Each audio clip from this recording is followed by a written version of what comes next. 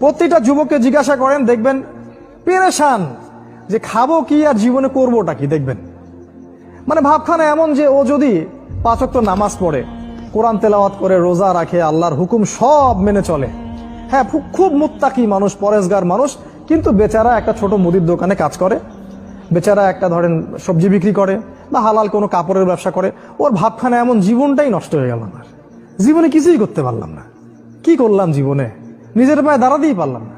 এই যে কনসেপ্টটা মাথার মধ্যে ঢুকিয়ে দিয়েছে, এটা ওই পশ্চিমাদের থেকে আসছে আর কি। পশ্চিমা থেকে দেশে দেশে, এই দেশ থেকে গভর্নমেন্ট এবং সমাজের মাধ্যমে সব যুবকদের মাথায় মাথায় জীবনে প্রতিষ্ঠিত হতে হবে, দাঁড়াতে হবে। এর মাধ্যমে আপনি কি বোঝাচ্ছেন?